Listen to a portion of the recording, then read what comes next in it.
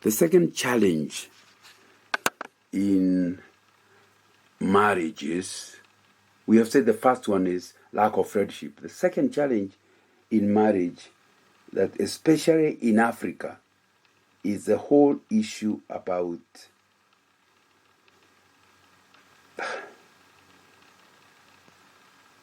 challenges that have to do with people getting into trouble with many issues. Part of it can be childlessness, or some part of it can be losing your job. And it can be quite a few issues. In other words, a major failure on the part of one of the spouses. Either they're involved in an accident, and the accident disfigures them. They no longer look the way you loved them when you are newly married. So the second problem is failure on the part of one of the two spouses.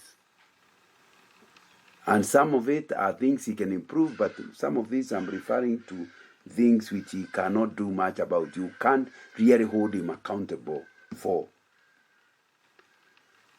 You have discovered that that's the way he is. For example, can be as simple as you didn't know, but now that you have married him, he snores at night, and really it gets into your nerves.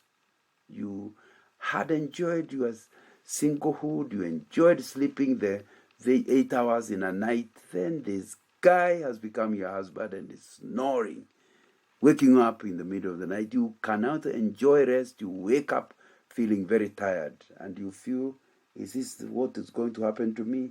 Am I going to be like this? And that's the way he is. Or you are now close to them, they have a certain smell that you don't like.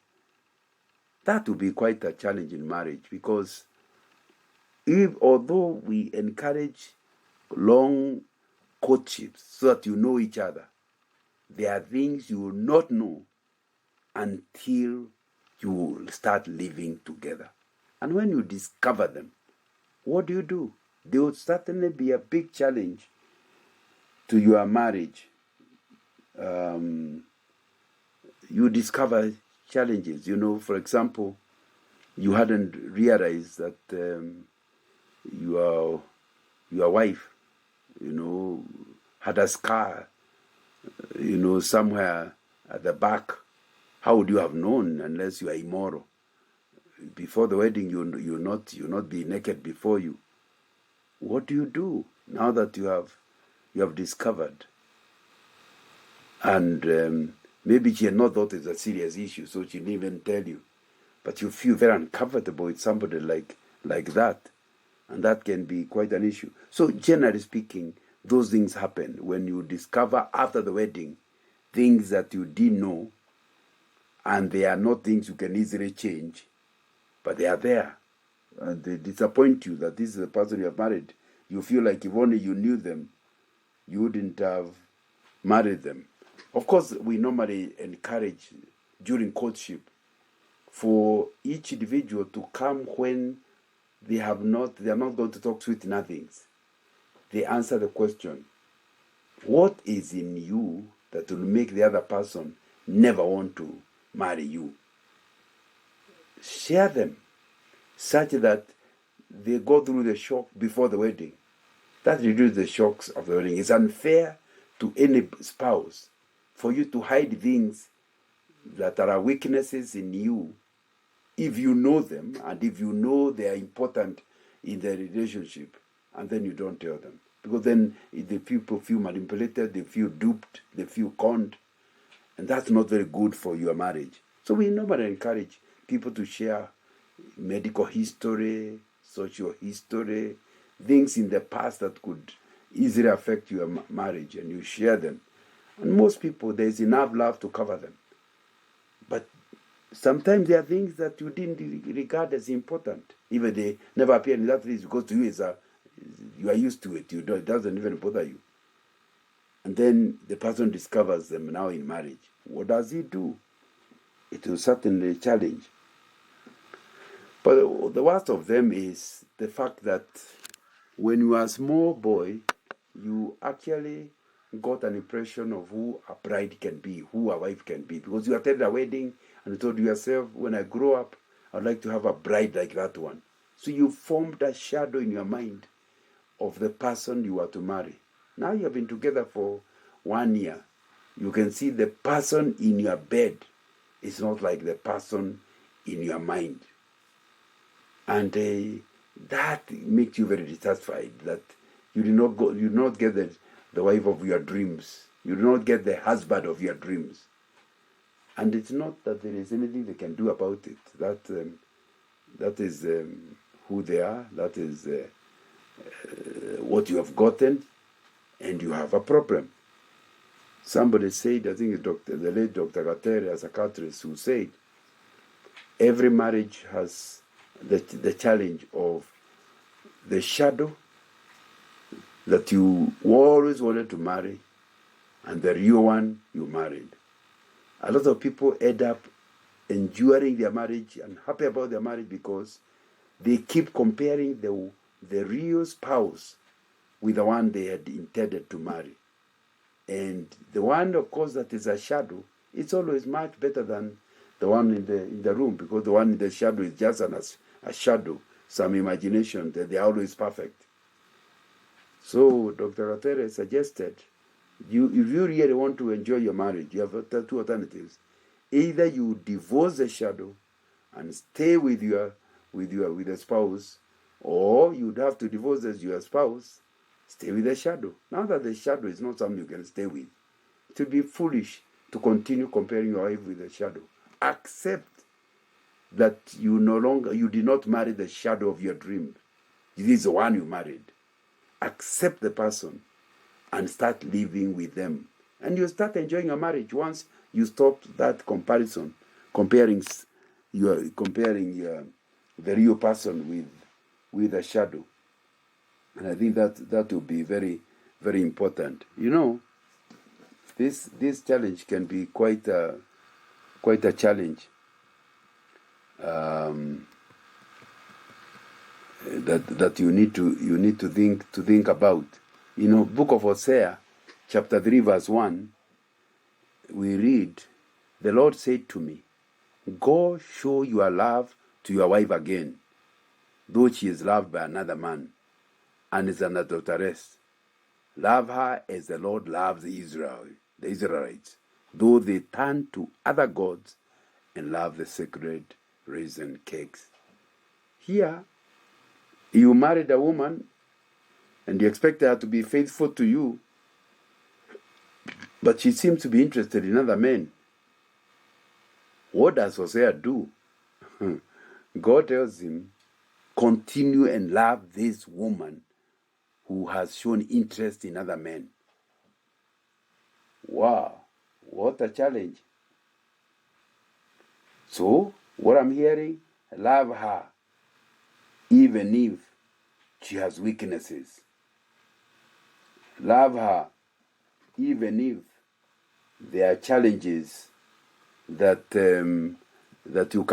you cannot deal with, like that one of her losing interest in you and getting interest in other people. That would be quite a challenge for anybody in a marriage. And my suggestion would be, listen to God in Hosea.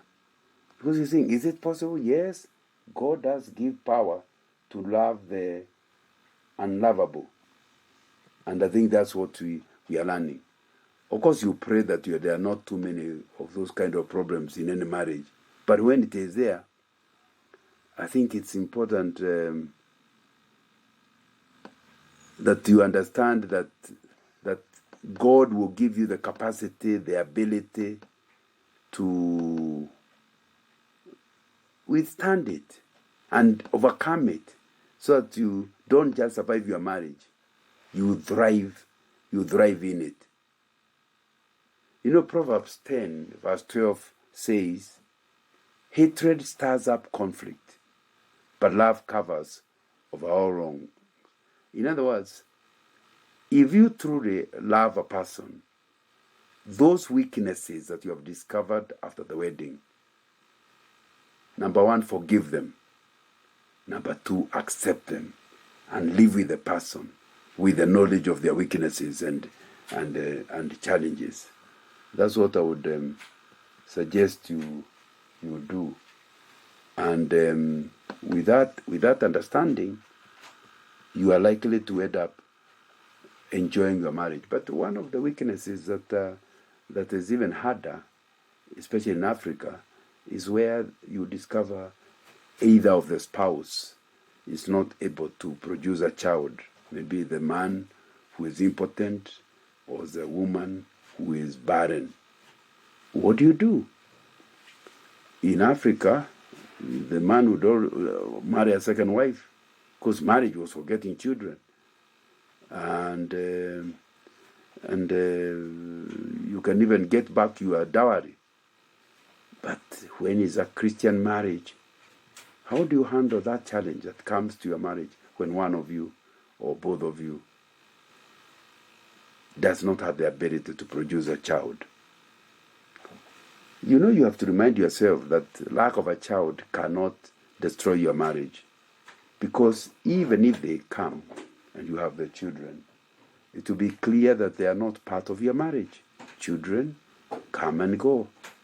They may be there at the beginning of the marriage, but for most of the years of your marriage, there will be no child in your marriage. Marriage is a two people affair. So if children come, they are welcome. But even if they are welcome, they are not welcome to stay. They will come and go. But your marriage will be intact, because the intention of marriage was not just bearing of children. Just look at Genesis chapter 2, verse 18. The Lord God said, "It is not good for the man to be alone. I'll make a helper suitable for him." Do you hear? Do you see what the marriage was for? God is saying, I'm going to arrange a marriage. Why?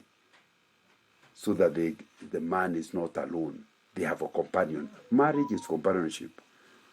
So if you get children, they are welcome. If you don't get children, your marriage should still be intact. Look at Genesis 48 verse 9. It says, they are the sons God has given me here. Joseph said to his father. Then Israel said, bring them to me so I may bless them. You know, please listen to Joseph. Joseph is saying, these are the sons God has given me here. Now that children don't come from your spouse. Children don't come from your ability or your effort. Children come from God, like Joseph is telling his father Jacob. So therefore means if God does not given you children, that should not affect marriage. If your wife is barren, it's none of our mistakes. It's God who has chosen not to give you children. If you have a quarrel, you have to have a quarrel with God. Your friendship as a marriage remains intact. Listen to 2 Corinthians 12:14. Now, I'm ready to visit you for the third time, and I will not be a burden to you, because what I want is not your possession, but you. After all, children should not have to save up for the parents, but parents for the children. Because some of the reasons why you want children is so they can look after you in old age or whatever, provide for you. But here, Paul is saying, no. Parents can arrange for children, but children are not supposed to be burdened by the parents. So it means that God will look after you until you die, and will provide for you, and will support you with or without children. And I think that will be something that will be important for you as you go. So what are we saying? The challenge of discovering your spouse has weaknesses that cannot be corrected cannot destroy your marriage unless you allow it. When you learn to forgive, learn to accept, and learn to see the place of God in your marriage, you'll be able to face and even thrive and enjoy your marriage.